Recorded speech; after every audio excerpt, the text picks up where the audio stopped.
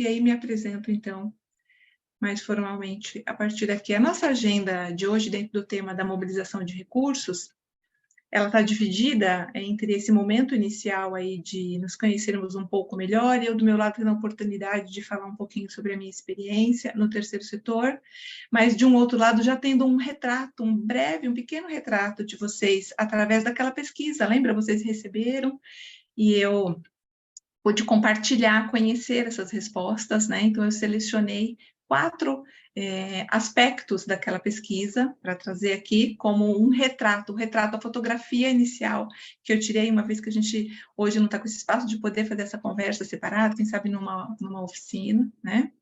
Trabalhar depois essa questão da mobilização de recursos no Brasil com 2 grandes focos que serão desenvolvidos ao longo do nosso bate-papo aqui hoje, que é o perfil do doador brasileiro, né?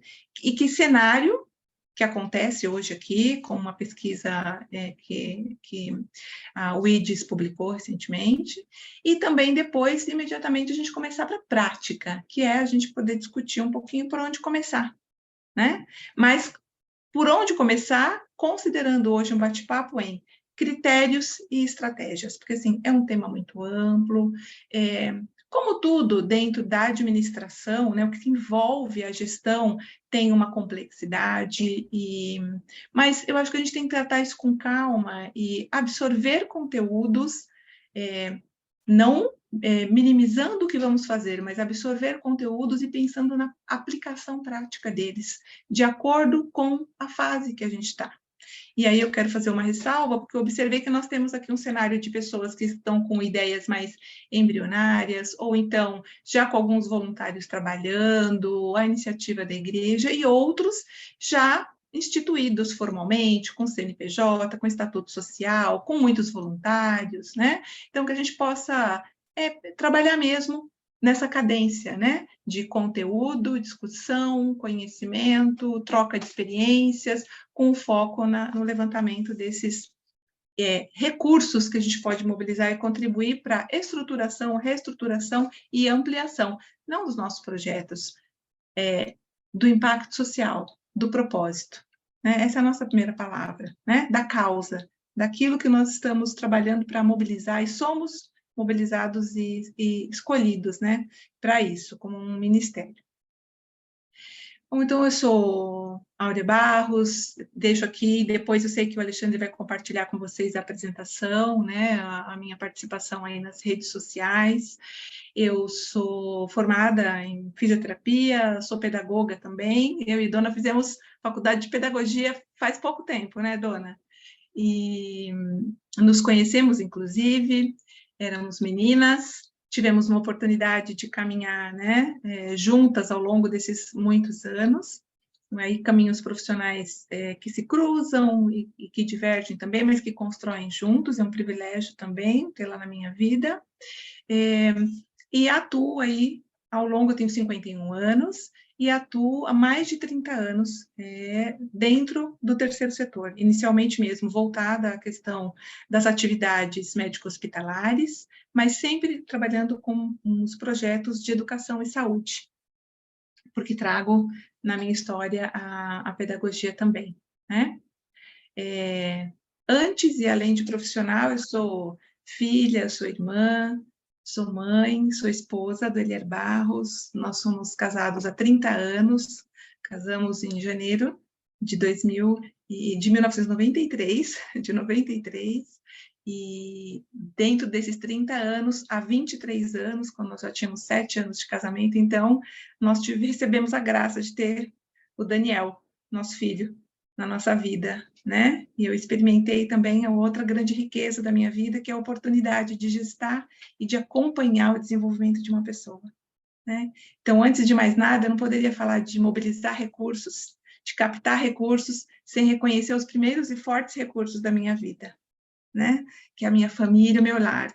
E dizer que ao longo desses 30 anos, e agora, então, os momentos, e o Dani já um rapaz com 23 anos, estudante de Direito aqui no Mackenzie, em São Paulo, quando a gente está junto, né? Quando a gente produz companhia, amor, e a gente capta muito, e é muito bom, isso nos fortalece, né?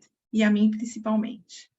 Agora, a minha jornada profissional hoje, eu estou superintendente executiva do Instituto SAB, que é uma associação filantrópica sem finalidade lucrativa, que foi criada em 1975. Eu entrei nessa instituição que era anteriormente mantenedora de serviços de assistência médica hospitalar e que hoje é um fundo filantrópico que destina recursos próprios, né, ao financiamento de projetos na área de promoção da saúde, não mais médico-assistencial. Então, hoje eu digo que eu estou nessa instituição desde outubro de 2004, né?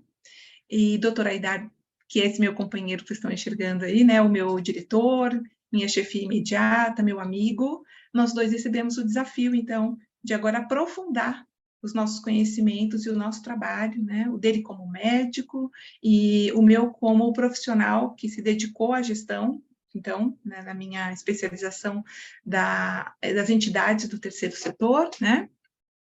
E chegamos até aqui hoje com esse desafio, então, de conduzir os trabalhos do Instituto.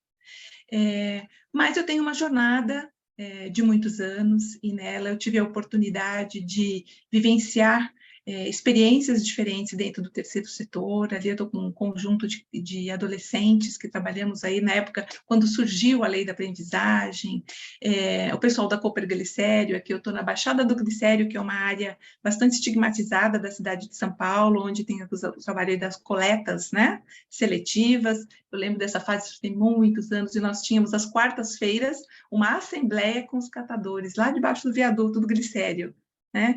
Nós temos uma longa jornada juntos de desenvolvimento, com oportunidades com grandes eventos, como aceleração no ecossistema das startups, com o Acelera SAB, aí nós estamos trabalhando nessa foto com o Dr. Drauzio Varela, né?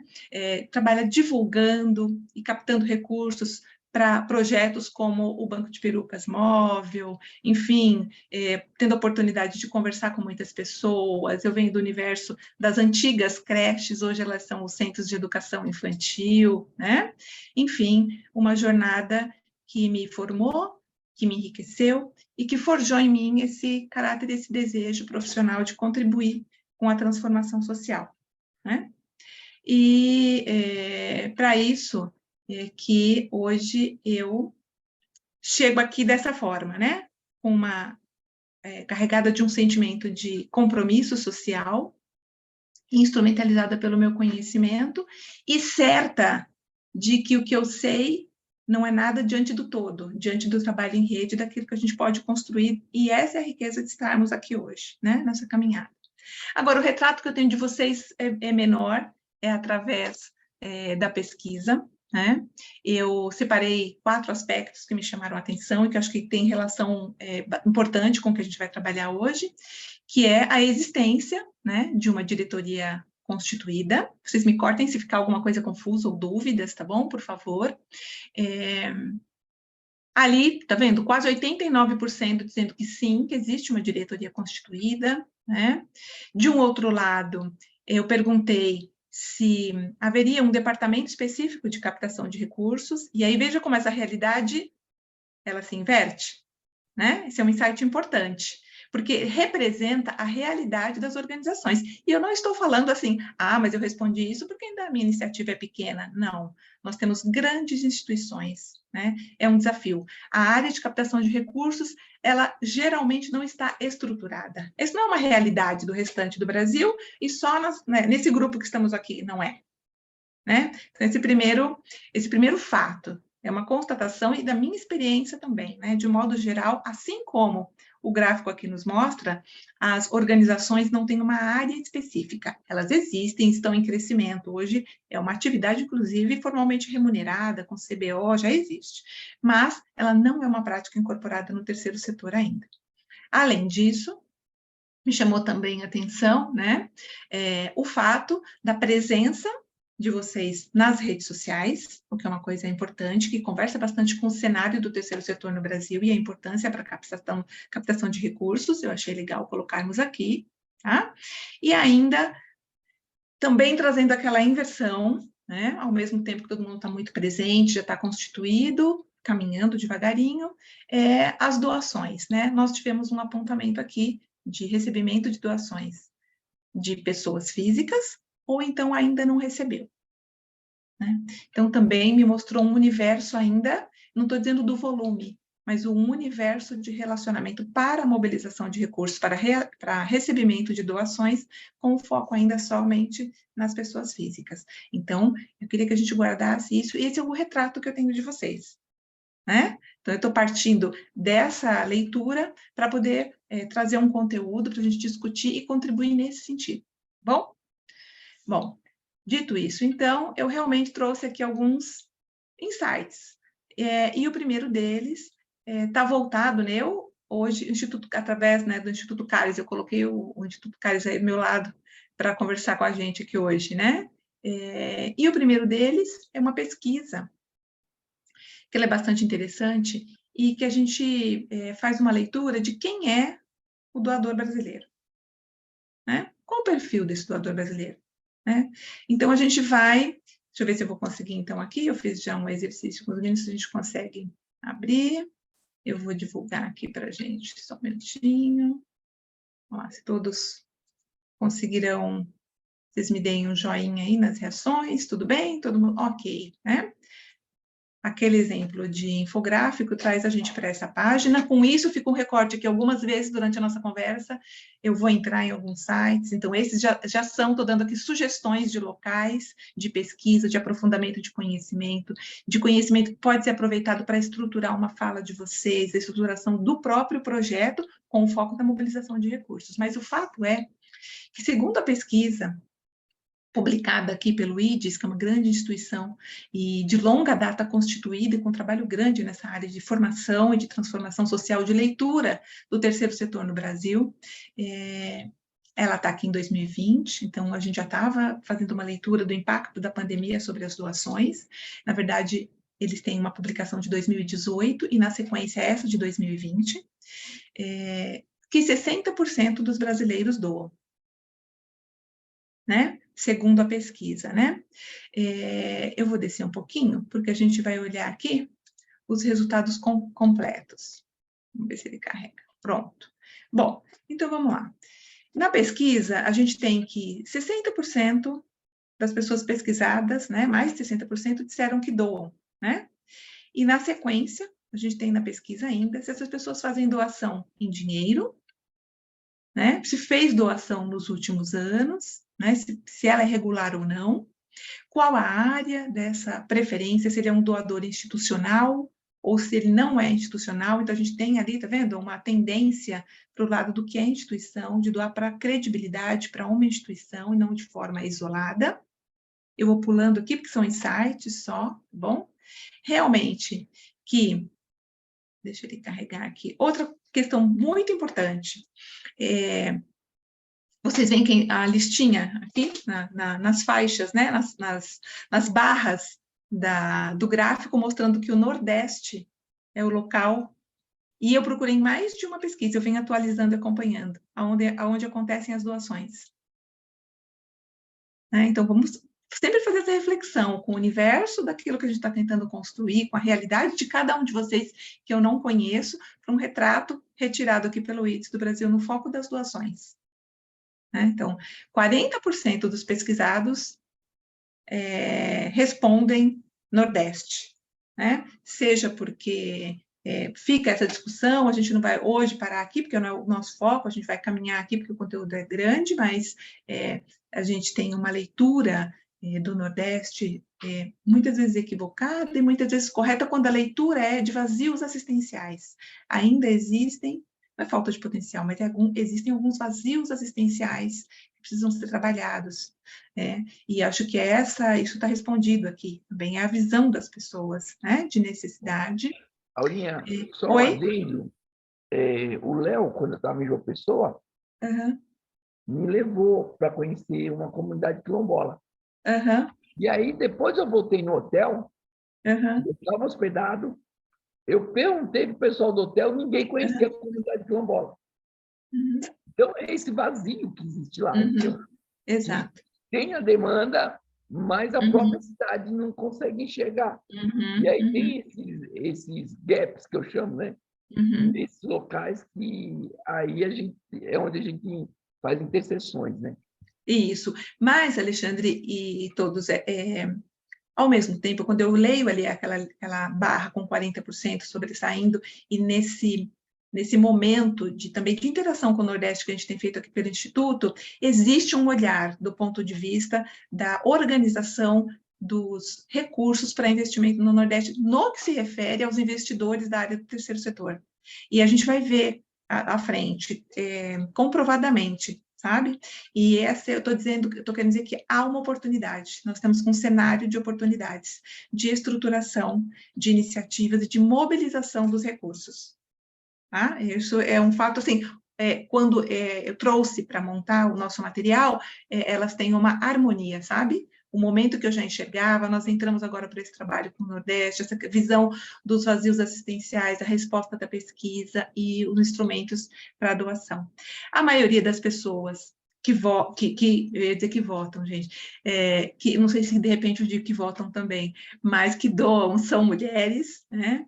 Esse é um trabalho, e quando a gente vai para o comparativo da última pesquisa, apesar da quantidade, né, está aí 2015 contra 2020, tem crescido a participação dos homens, né, mas ainda é superado pelo número de mulheres, né, que doam, e aqui a faixa etária. Então, a população, claro, economicamente ativa, né, já com salário, na sua maior parte. Eu não vou discorrer sobre toda a pesquisa, mas ela é bastante interessante. E um outro ponto que eu separei é o fato também de diversas pesquisas apontarem para a pergunta de que se há alguma influência da religião no ato de doar. Né? E independente da religião apontada pela as pessoas que respondem à pesquisa, ela sempre desponta como um motivo, algo que me motiva, que me move para a doação. Né? Então, esse é um outro dado importante para a mobilização de recursos também. Nesse caso aqui, pelo meio que nós estamos, né? Exatamente, do desenvolvimento do projeto e da nossa convivência, e isso de acordo com cada linha, inclusive que a igreja entende, né? Não como a ação social deve ser desenvolvida, não desrespeitando isso, mas o fato e a resposta, né? Para não ficar uma opinião, é uma leitura de dados que eu achei bastante interessante. Bom, então, fica a dica aqui desse primeiro insight voltado para a pesquisa. Voltamos. Mas e as empresas, né? Porque a gente conversou um pouquinho ali do universo das pessoas físicas, né? De que são mulheres com idade mediana, economicamente ativas, concentradas no Nordeste, que o fator religião, de modo geral, no Brasil é uma resposta que mobiliza a pessoa para doação. Mas as empresas, historicamente, vou pegar a faixa dos últimos 20 anos, que eu acompanho de perto, as empresas, elas doam e elas têm um cenário corporativo e de desenvolvimento da sua própria imagem, veja, porque não tem almoço grátis, né? No universo do segundo setor, eu estou dizendo. Essa questão do papel da empresa de olhar para o core, de precisar jogar a luz, de consolidar a sua imagem de comunicação, a gente vem com o movimento da responsabilidade social. Primeiro, lá atrás, com o Instituto Ethos, que falava o que era, que as empresas deveriam ser responsáveis também, porque elas causam um impacto, que virou sustentabilidade, que hoje é o famoso ESG.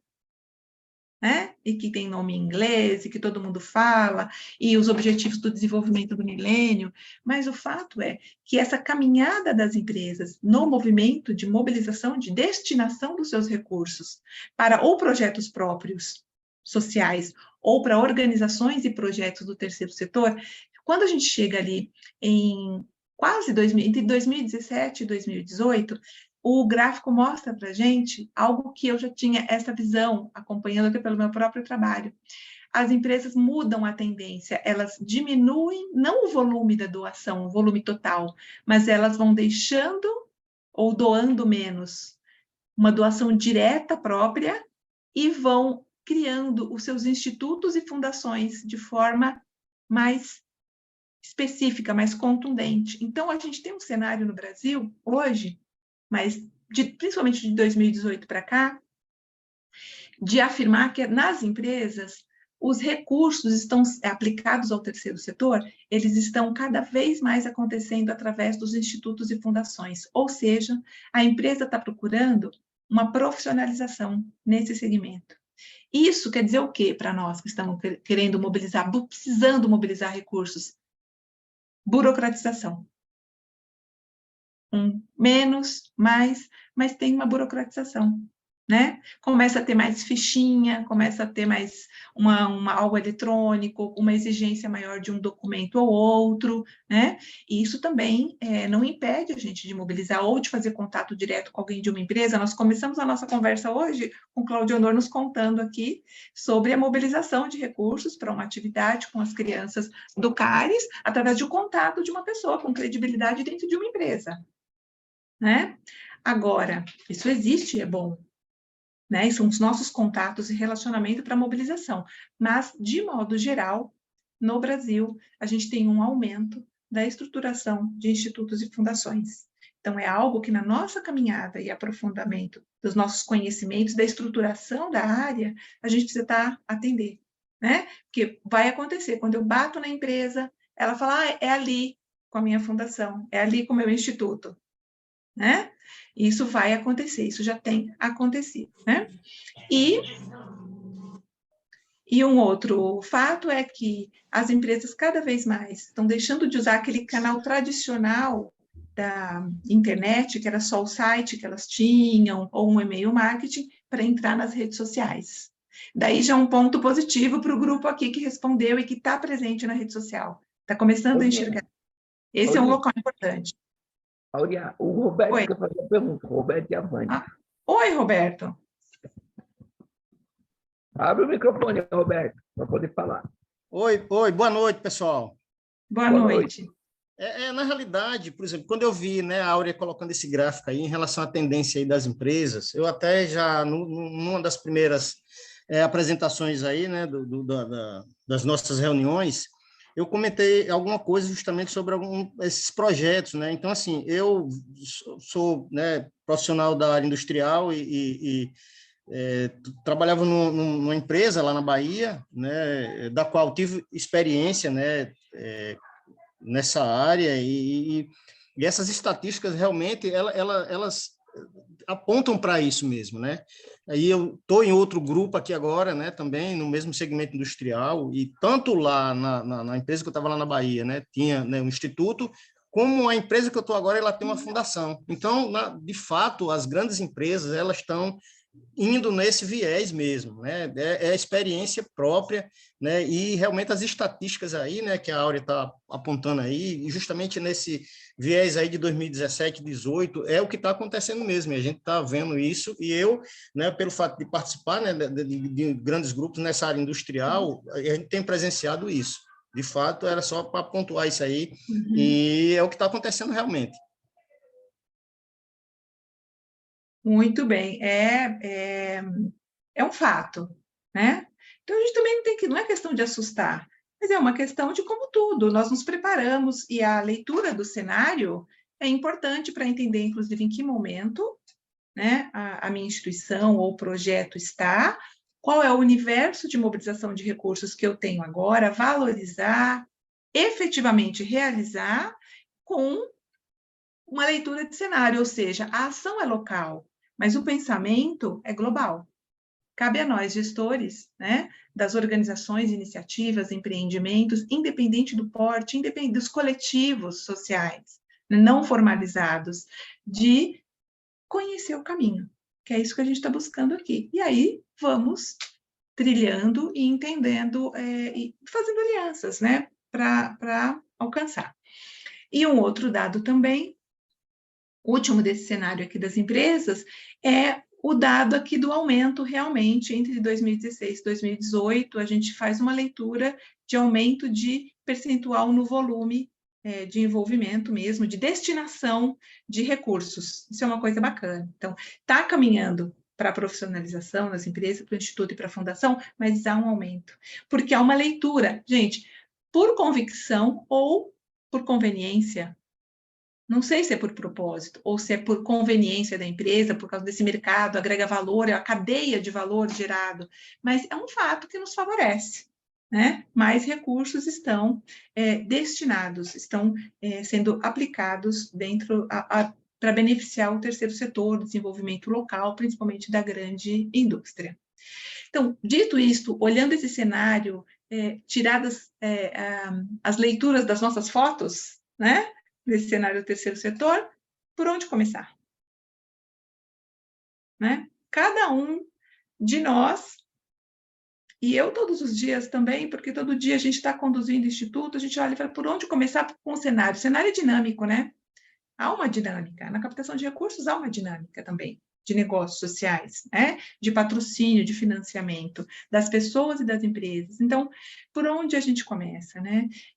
Estruturar a área, trabalhar sozinho, eu tenho com os meus amigos, se possível, dentro da própria igreja, enfim, com os voluntários, mas o importante é estruturar a sua visão hoje. Hoje a minha meta é isso, vamos estudar a nossa visão sobre captação e mobilização de recursos, mas, para isso, o meu por onde começar, eu digo assim, vamos falar de princípios. Quais são princípios importantes que a gente precisa considerar e não abrir mão durante a nossa caminhada de estruturação da captação de recursos? O primeiro deles, para mim, é o propósito. Né? Nessa visão de que nós somos mesmo o propósito de Deus em um mundo de causa e necessidade. Lendo causa e necessidade aqui, cada um dentro da sua reflexão, do seu papel, do seu legado, daquilo que está construindo, né?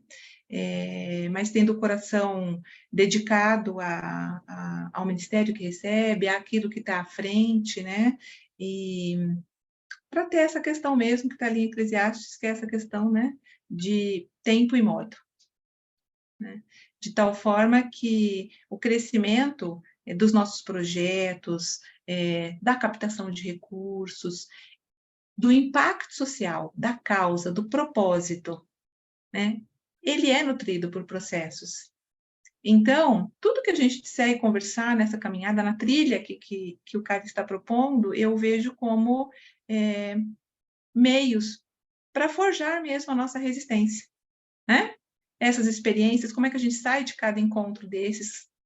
Eu fico sabendo dos temas, eu pude assistir, o Alexandre me conta, a própria dona, e eu fico, é como se eu quisesse conversar com cada um e dizer assim, como você saiu do tema trabalhado hoje, né? Saiu assustado? Saiu bem? Saiu animado? Saiu desafiado? Não, é o passo, né? É a porta que a gente está recebendo para caminhar. Então, o primeiro critério, a primeira leitura do caminho é o propósito, né? A gente não abrir o propósito, a mão do propósito. Depois disso, e trazendo para esse universo administrativo, a gente vem com a importância de eu dizer para vocês assim, façam um diagnóstico.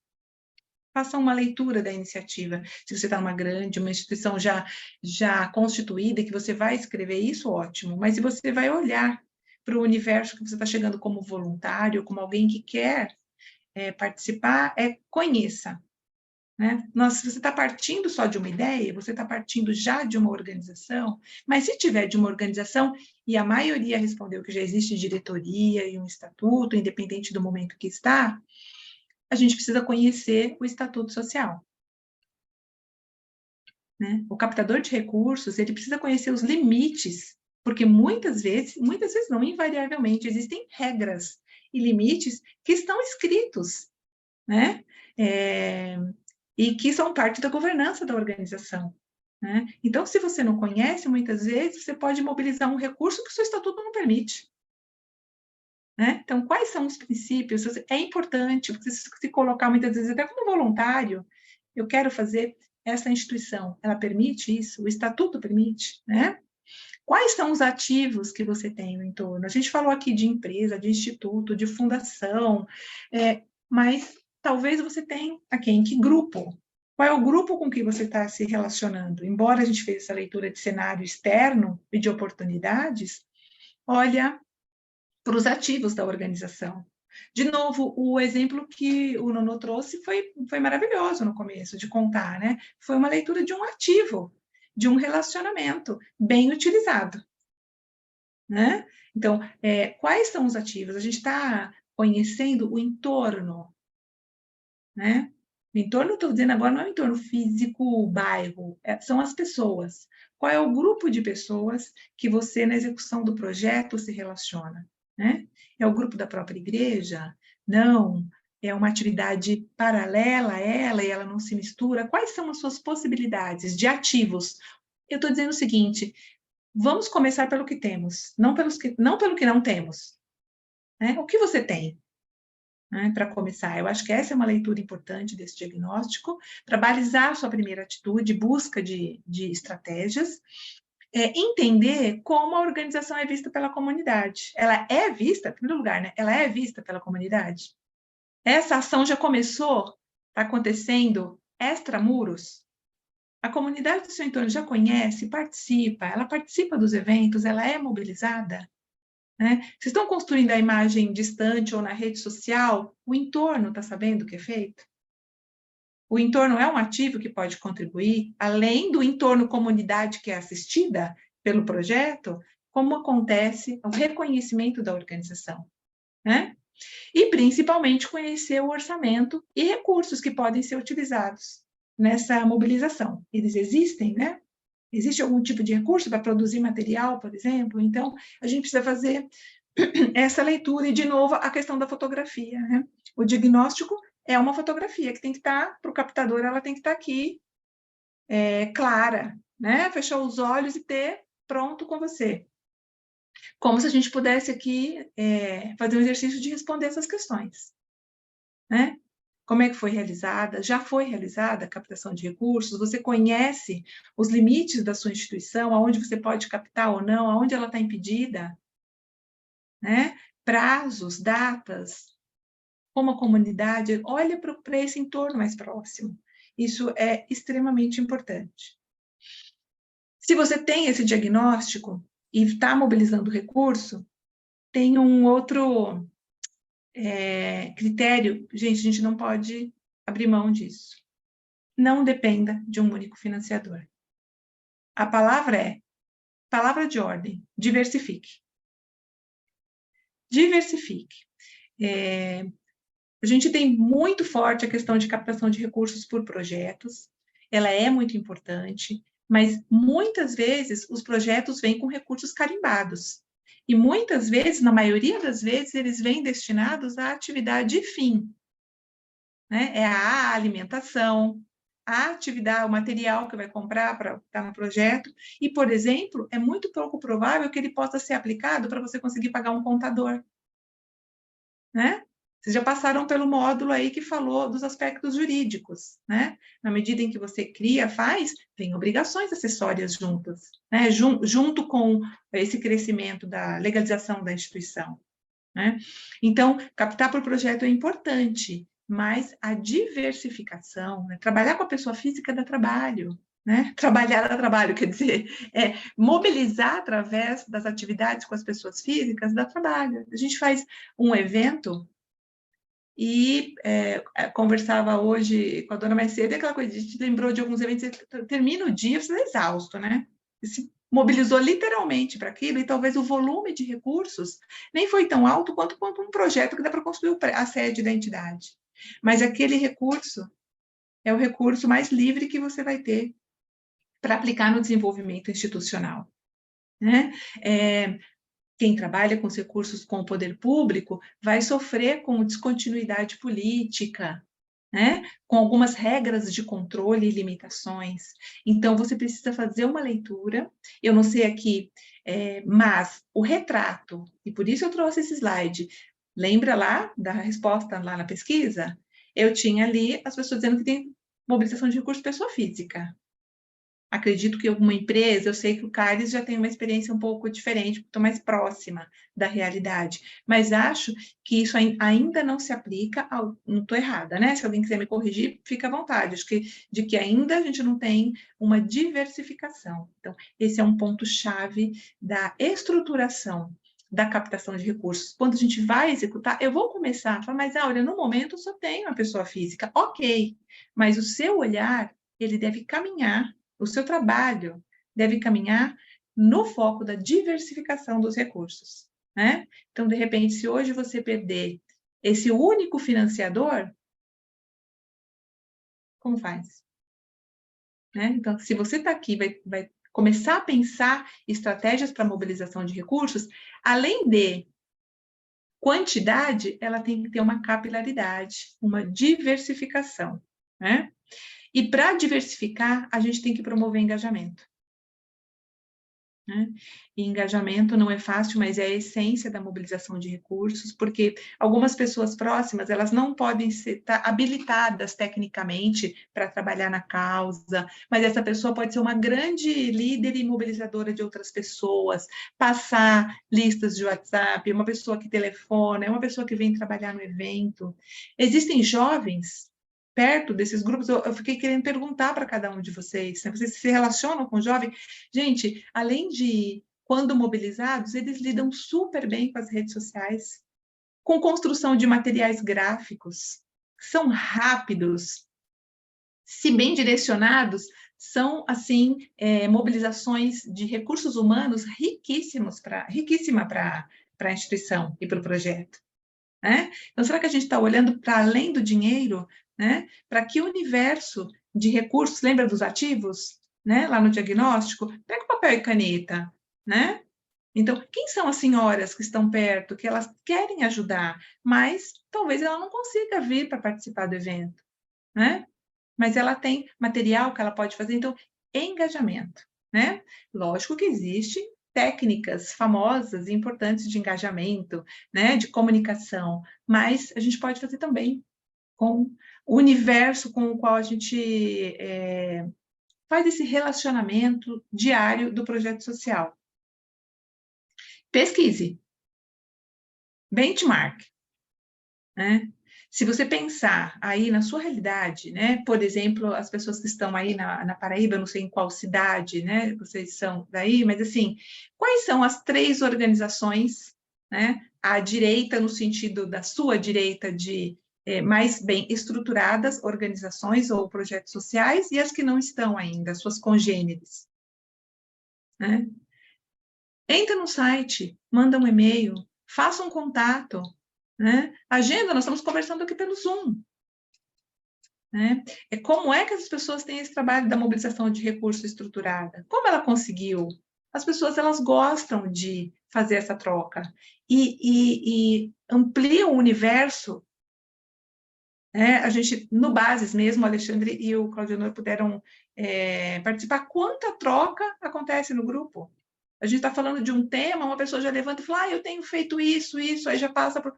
Isso é riquíssimo, né? E a gente fica lutando, tentando, e olha para o congênere, né? Como é que ele está trabalhando? Quem é que é o seu alvo? Você fala, eu olho e eu gostaria de ir por aquele caminho que eu estou vendo que a pessoa está indo ali, naquele projeto. Né? Como é que ela faz? Pergunta. O benchmarking é uma ferramenta amplamente utilizada no setor privado, por exemplo. Né? Não sei se vocês sabem, hoje já vivenciaram, mas é muito comum, principalmente na indústria. Eu venho do setor de hospitalar. No hospital, nós temos o dia do benchmark, para poder coordenar o tanto de pedido que tem. Se o hospital for certificado, então, tem que preparar para colocar as pessoas em sala de reunião para responder questões. De tantos são muitos pedidos, para a gente contar como é que está conseguindo tal processo, enfim. É uma ferramenta importante, às vezes a gente não faz com a intensidade que poderia e deveria fazer, né? E não dê as costas para quem já doou. Essa é uma outra máxima da mobilização de recursos, né? A partir do momento que você consegue, mesmo que seja aquela pessoa física, que eu não sei de qual organização é que respondeu ali, que tem doação de pessoa física, né? Se você mobilizou o recurso daquela pessoa, isso te responsabiliza. Estar à frente, mandar uma comunicação, a pessoa doar te responsabiliza, né? Você vai prejudicar a sua relação e vai prejudicar a relação da instituição. né? É um caminho de relacionamento. Então, realmente, registrar resultados e poder comunicar, acompanhar a implantação daquilo, conversando, convidar, né? Convidar os projetos de apadrinhamento aí com o tempo inteiro relatórios, né? Essa é uma outra máxima da mobilização de recursos que garante a perenidade, né? Porque também não adianta, às vezes a gente tem a visão de mais um, mais um, mais um, mas é mais um que você está sempre no um, porque aquele que você passa, você perde o de trás, porque você não se relacionou, né? Então, a fidelização do doador, ele é extremamente importante e é uma responsabilidade de quem mobilizou recursos, né? Seja pessoa física, se você ainda não tem a sua iniciativa formalizada, ou institucional. Então, o processo de mobilização precisa contemplar a prestação de contas. E essa prestação de contas não é o final do projeto, né? Dependendo do modelo que você adota, ela deve ser diária no relacionamento com o seu doador. Essa manutenção de contato, na verdade, ela é simples, né? Porque a maioria das pessoas tem WhatsApp. O simples, gente, ele funciona, né? E você precisa definir uma mensagem que mobilize as pessoas para a causa, criar um sentimento comum, né, de alinhamento com a causa, né? É uma ferramenta extremamente importante que a gente tem na mão, é um universo, as pessoas, elas estão com os celulares na mão, pelo mundo, não só aqui, né? E hoje, sem medo de errar novamente. Não é uma questão aí de condição socioeconômica isoladamente. A maioria das pessoas tem. Talvez elas não tenham um iPhone igual o meu, mas elas têm WhatsApp, elas estão se comunicando. Né? Eu estou em São Paulo existe uma diversidade socioeconômica incrível. Se a gente for pensar como um retrato aí de desigualdade social, de tudo que tem acontecido na cidade, as pessoas estão com o celular na mão. Né? Então, o simples funciona. Né? E esse é o meu celular, está sempre comigo. E um exemplo de tudo isso que eu falei é no sábado. Sábado eu estava em casa e meu celular aqui, meu WhatsApp, né, tocou e eu fui olhar e lá estava uma pessoa aqui conversando, não só comigo, mas eu acredito com centenas de pessoas ao mesmo tempo, no último sábado.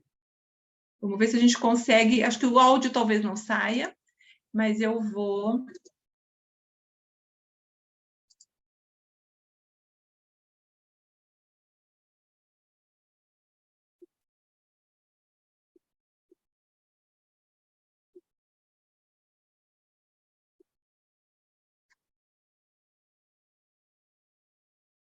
Ai, que lindo, Alexandre, aí. Vocês viram? Né? Todo mundo conseguiu, acho que não ouviu, então eu sei que o áudio às vezes não vai, mas ele comunicando, todo mundo conseguiu, né? O Alexandre estava em meio a uma atividade ali do CADES e estava, não foi o único vídeo que ele mandou, inclusive, eu separei esse, né? E o movimento que ele fez aqui comigo gerou uma conversa, uma compra de produtos, né? Não sei se ele teve bons resultados, inclusive, em relação a outras pessoas que ele mandou, mas não estava previsto colocar aqui na apresentação, ela já estava pronta, mas ela foi um exemplo tão claro e concreto daquilo que eu tinha preparado para nós falarmos hoje, né? Que o simples ele funciona e as pessoas estão utilizando. Então a pergunta é como você está querendo desenvolver e está às vezes desperdiçando uma ferramenta super importante, né? Eu fiz a minha aquisição do produto, veio um momento excelente, nós estamos aí há um final de semana dos dias das mães, eu já pedi, eu quero um desse, quero 3 do outro, e tem um de tapetinho que ele me falou também, e aí nós já falamos, né, Alexandre, sobre o tamanho, sobre medida especial, eu encomendo depois, tratamos, já fiz o pagamento e recurso mobilizado, né? Você quer fazer algum comentário, Alê? Eu quero falar, Áurea, que a gente disparou isso. Com isso, a gente vendeu muito. Ao mesmo tempo que vendeu, aumentou a autoestima das crocheteiras. Porque eu cheguei para elas e falei, gente, é a hora de vender agora. Aí uma falou para mim assim, ai, a gente não vai dar tempo. Aí eu falei para ela, olha, domingo é dia das mães, no outro dia pode dormir o dia inteiro. Trabalha a noite inteira, que é a hora de ganhar dinheiro. Né? Uhum. Para quê? Para motivar elas, porque elas estão em uma situação de falta de dinheiro. Uhum. Eu falei, ó, vamos, gente, vamos, que a hora é agora. Isso é muito importante, porque, de repente, hoje, uma já tinha montado 6 kits, uma só.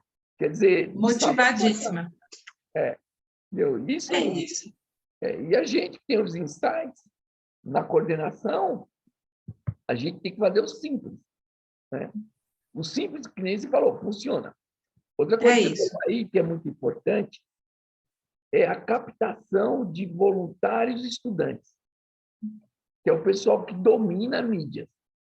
Por exemplo, eu disparei para vocês o boletim do mês de abril.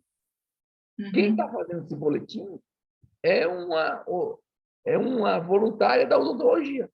Uhum. Ela sabe muito mais do Canva do que eu. Aí eu mando as informações para ela. Aurea, em 15 minutos a menina cria o boletim. Uhum. Se eu fosse criar o boletim, eu ia ficar o dia inteiro batendo a cabeça. Então, você ter voluntários que pensem junto com você é muito importante. Exatamente. Então, esse é um exemplo claro de um movimento que aconteceu agora no sábado. Esse também é o meu celular, essa imagem também é do meu telefone celular e muitos outros. Me relaciono com muitas organizações e realmente, ele estava falando aqui do boletim, né, Ale? Eu tinha separado aqui, ó. Esse aqui é o boletim do CARES, que eu recebi via WhatsApp também.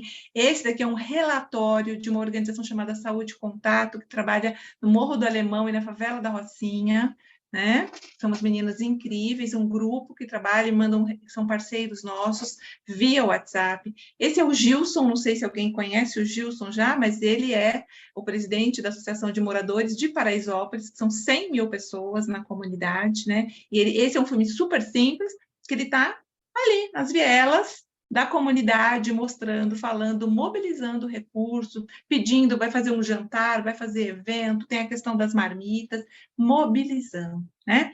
Tem um outro vídeo que eu nem vou entrar, mas é da mesma natureza, que é aqui da Patrícia, a Patrícia da DI Brasil, ela nos mandou um vídeo comunicando. A DI Brasil é uma organização que trabalha para a causa de pessoas portadoras de doenças inflamatórias intestinais, né, que é a retocolite, é uma doença que causa muita dor, depressão, é muito complicado. Ela é portadora, né, de uma DI e 100% voluntários, apenas voluntários. Eles não têm sede. Não existe uma sede, um local, né?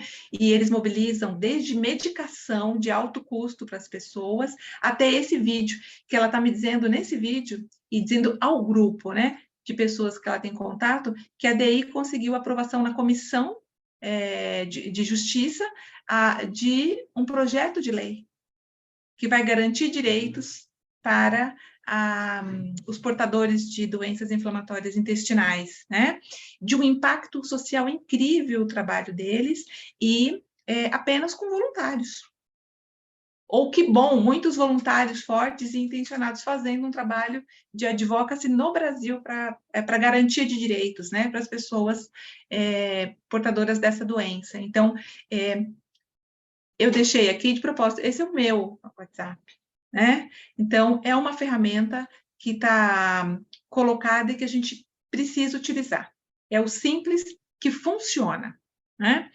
E mobilizar esse ciclo virtuoso, né? Resumindo essa questão aí dos princípios através dos quais a gente precisa estruturar, vindo do diagnóstico até a criação de materiais. A gente já está com um horário avançado, mas eu tenho ainda um conteúdo. É isso, é que não é o dinheiro pelo dinheiro, né? Ele é pela transformação social. Né? Agora, há um ciclo virtuoso, sim, de diversificação, que a gente tem que olhar a perenidade daquilo que a gente está fazendo. É um alvo, continuar. Inclusive para poder ter um impacto social. Quando o Alexandre fala assim, eu estava lá, elas estavam ali fazendo tal, mas já é o dia das... Não! Né? E também é o papel do instituidor, a nossa diretoria. Como é que a gente instrumentaliza como captador de recursos, de materiais de conhecimento de um pequeno vídeo, o diretor, o presidente da organização. As pessoas, né? Então, você criar materiais, ainda que seja aquele vídeo. Filmei o vídeo onde está. É só ele que pode disseminar esse vídeo? Qual é a rede que pode? Às vezes o diretor conhece um monte de gente importante que vai abrir porta, né? Se você instrumentaliza, dá esse material meio que sim, mesmo que simples, ele vai sair mobilizando os recursos ou te colocando em contato. E aí você vai lá e faz o seu trabalho, né? Para a mobilização de recursos. Então, a gente precisa criar esse suporte à captação. Existem técnicas, portfólio de projetos, o plano de captação de recursos, que seria uma peça estratégica junto com o planejamento estratégico, e temas de oficinas, e construção e desenvolvimento. É um curso todo sobre isso. Mas existem 2 páginas que você pode escrever, né? Porque se eu precisasse perguntar agora no seu projeto, para você me mandar aqui uma página que tivesse o objetivo, a quantidade de pessoas, o que você precisa, quanto custa, isso precisaria estar pronto. Áurea, nós temos 5 projetos que a gente quer fazer. Se nós tivéssemos recursos hoje, esses que eu vou te mandar agora, a primeira versão do orçamento, nós faríamos, né? Porque captar não é captar porque o edital pede, ou o que ele pede, é captar para a causa que a instituição escolheu. Então, a gente tem que virar essa mesa, senão a gente está sempre correndo atrás. Vamos escrever porque a parte... Não. O que apareceu tem a ver com a causa que nós definimos estrategicamente e combina com aquele do portfólio. Aquele portfólio tem 10 folhinhas, porque são 5 projetos, é só um pequenininho, simples. Ali, redigido. Se não tiver no computador, está à mão. Eu vou desenvolver esse, vamos aprofundar esse, né? Então, a gente precisa realmente criar esses materiais, ainda que simples, né? De forma que essa comunicação seja uma justificativa do porquê eu vou dar suporte financeiro para a sua causa, né? Essa é uma conclusão dessa fase. Para a gente seguir, a gente tinha 1 hora aí, né, eu vou usar aqui mais uns minutinhos. Eu trouxe algumas oportunidades de mobilização, talvez vocês já conheçam, né? Eu sei que a dona já abordou a questão do marco regulatório do terceiro setor, mas além de estabelecer esse regime jurídico de parcerias, né, das organizações com a administração pública, ele traz algumas oportunidades, como a destinação de mercadorias apreendidas da Receita Federal. Então, existe a legislação, está descrita aqui para vocês, e depois a gente manda tudo direitinho, e estabelece os procedimentos. Então, tudo está disponível já na internet de uma maneira até bastante simples, tá? A regulação está publicada pela Receita Federal, que são as normas que regulamentam, né? A lei permitiu e a regulamentação diz qual é o procedimento.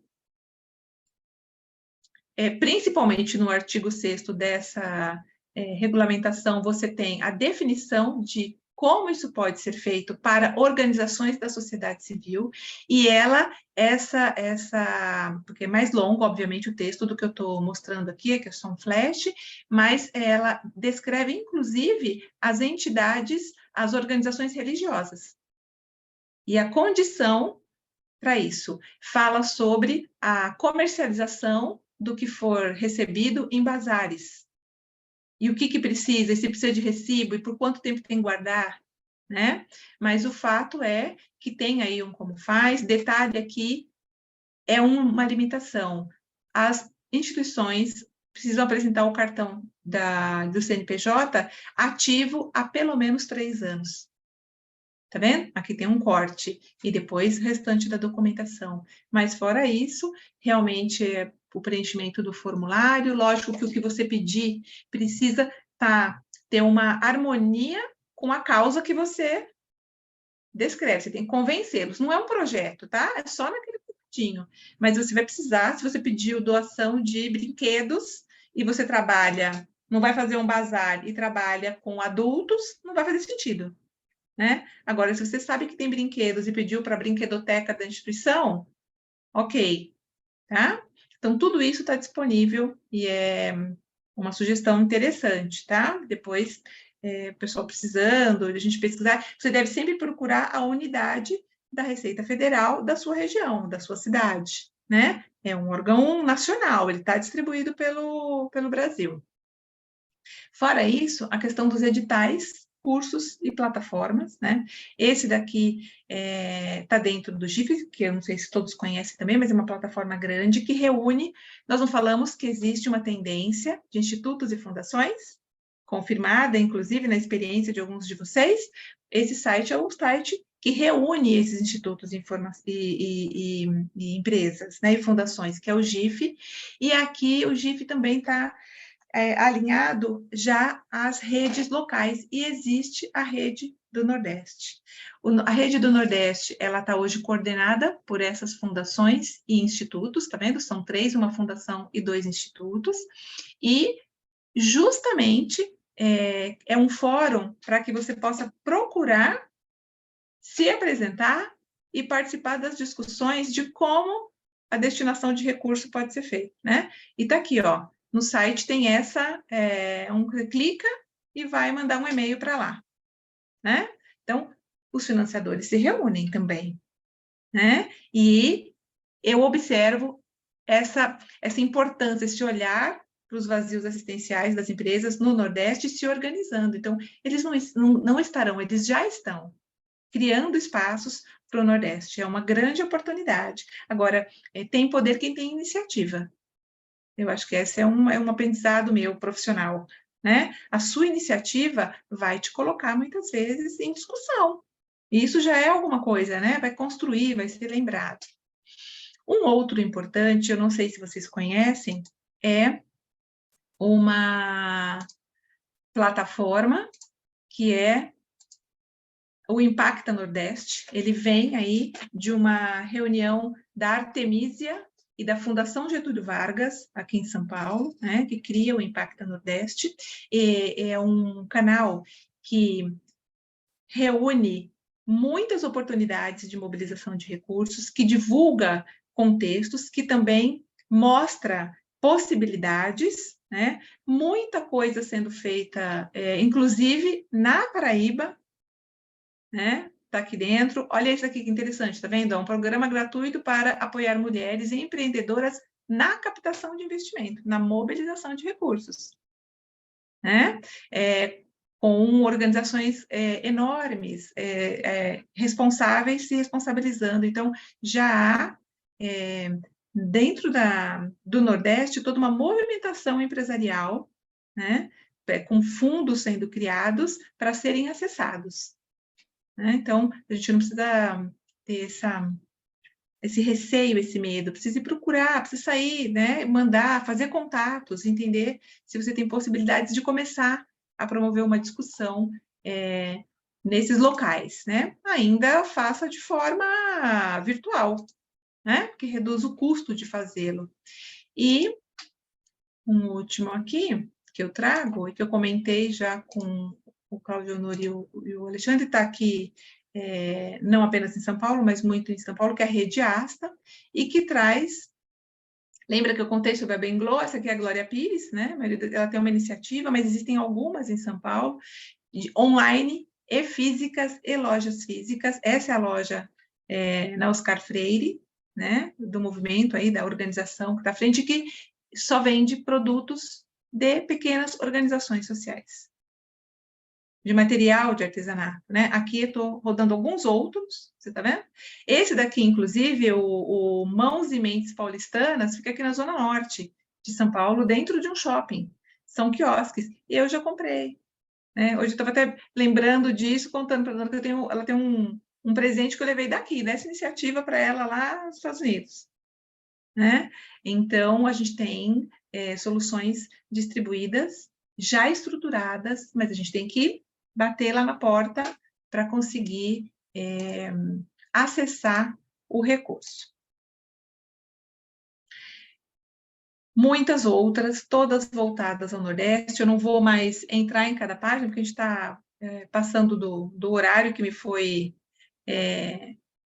oferecido, mas tem mais um critério que eu acho que, assim, vai estruturar um processo de mobilização de recursos, pense ganha-ganha. Principalmente se você for estabelecer uma relação com uma empresa privada, né? Esse aqui é o Cabelegria. O Cabelegria é uma organização que coleta a doação, né, de cabelo. Eu já doei, o meu já cresceu, já está na hora de novo. E produz perucas que são doadas para pacientes que tratam aí na área de oncologia, né, de câncer. A gente tem com eles um caminhão, que é uma unidade móvel de distribuição, enfim. Mas essa é um grande exemplo dos processos de apadrinhamento, né? E no entorno, talvez, do seu relacionamento, você tem um pequeno restaurante na região, que através do impacto do que você fizer, vai estar interessado, porque vai aumentar muito o número de pessoas que vai ao local. E com isso, ele faz a doação. Então, essa relação de ganha-ganha está muito presente na mobilização de recursos. A Cabelegria não é uma organização muito grande, não tem funcionários, tem costureiras voluntárias e a Mariana Robran, e mais ninguém. Né? E tem aí uma parceria que saiu aí com o Outback, né? Aqui é uma relação com o Google, eles têm um processo de inscrição e que você pode, inclusive, ganhar $10 mil para fazer propaganda da sua entidade dentro do seu projeto social dentro do Google. Olha o jovem aí que depois vai lá na tecnologia, né? Aqui é um outro exemplo do Dia de Doar, que numa outra oportunidade, a gente está com horário avançado, vale a pena visitar. O Dia de Doar vai ser esse ano, no dia 28 de novembro, e eles divulgam a plataforma deles, mas eles, por exemplo, permitem que você baixe, aplique seu logo em, sabe aquelas que a gente chama de capa, para Facebook, para Instagram, para LinkedIn, né? A arte gráfica está pronta, no tamanho certo para você aplicar. Esse é um custo que aconteceria se você fosse pagar para uma diagramação, né? Então, todo o material, toda a campanha está pronta e você pode usar. É super simples, vai colocar seu nome, endereço eletrônico, tal, vai vir o PDF e você começa a usar, né? É uma ferramenta importante. E lá na frente, a gente vai conversar para inscrever os nossos projetos de captação de recursos, para eles serem premiados. Porque é tão importante que uma outra forma de mobilizar recursos é ganhar um prêmio para a sua campanha de mobilização de recursos. E esse é o alvo, né? Antes de tudo, a missão. Mas do ponto de vista de estruturação, o pensamento ele é global. É realmente a gente caminhar, né? Mas, acima de tudo, sem perder o nosso propósito, né? Nesse mundo de causa e necessidade. Trazendo a solução, né? A solução que a gente acredita, que a gente doa e que pela graça a gente recebe de graça todo dia, né? Que é a possibilidade de estar à frente, de estar construindo coletivamente pelo bem das pessoas que estão à nossa volta. Muito obrigada, tá bom? Eu espero ter conseguido contribuir, estou à disposição. E acho que tem muito para ser trabalhado, tem muita coisa técnica que eu não trouxe aqui, né? Mas meu objetivo era colocar esse cenário assim de possibilidades, né?